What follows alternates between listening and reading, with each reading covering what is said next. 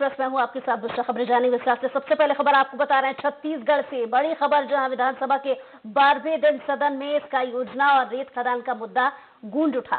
सदन के भीतर दोनों मुद्दों पर लेकर तीखी नोकझोंक नजर आई, जिसके बाद सीएम ने स्काई योजना में जांच का ऐलान किया और रेत खदान में सीसीटीवी से निगरानी की भी घोषणा की गई।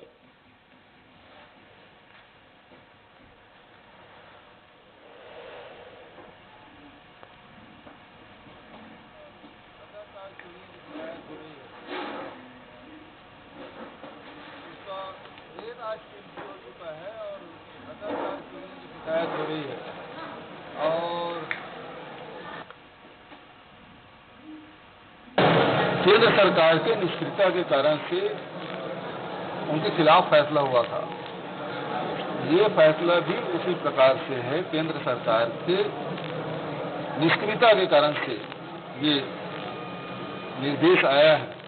लेकिन हमारे राष्ट्रीय अध्यक्ष ने इसकी चिंता जाहिर की है और हम लोगों ने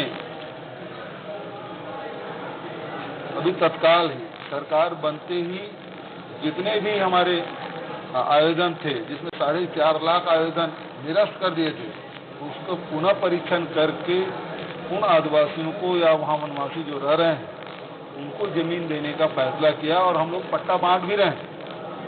हमारे यहाँ परीक्षण की कार्रवाई चल रही है और जल, जंगल और जमीन के मामले में, फॉरेस्ट राइट एक्ट के मामले में हम आदिवासियों के साथ हैं। और ज्यादा जानकारी के साथ हमारा सहयोगी आशीष तिवारी फोन लाइन पर जुड़ गए। आशीष, छत्तीसगढ़ विधानसभा में सदन की कार्रवाई में पक्ष विपक्ष में किस तरह से नोकझोंक हुई और क्या विशेष मुद्दे रहे?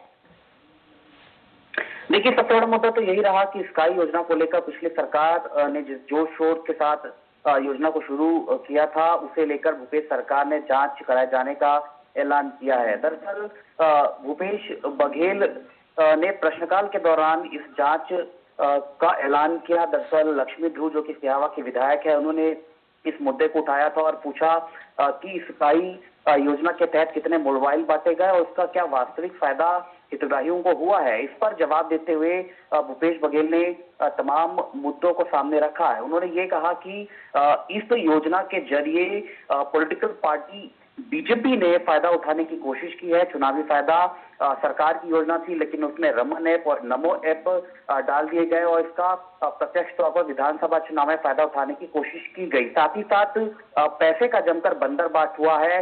जियो कंपनी को फायदा पहुंचाने के लिए इस तरीके की योजना को सरकार ने बनाया और उसे क्रियान्वित करने की कोशिश की है। 14वें वित्त आयोग के पैसे को भी इसमें समायोजित करने की कोशिश की गई थी, लेकिन पिछली बार जब कांग्रेस विपक्ष में थी तो इस मुद्दे को जोर शोर से उठाया गया था और उसके बाद 14वें वित्त आयोग के पैसे के उपयोग पर रोक लगाई गई। तमाम दलीलों को भूपेश बघेल ने रखा है और दलीलों के बाद ये ऐलान किया है कि सदन में कि इसका योजना के टेंडर प्रोसेस से लेकर बांटे जाने तक जो भी एग्जीक्यूशन हुआ है उसकी जांच सीएजी से कराई गई। जी, चलिए, बहुत शुक्रिया तमाम जानकारी के लिए आशीष।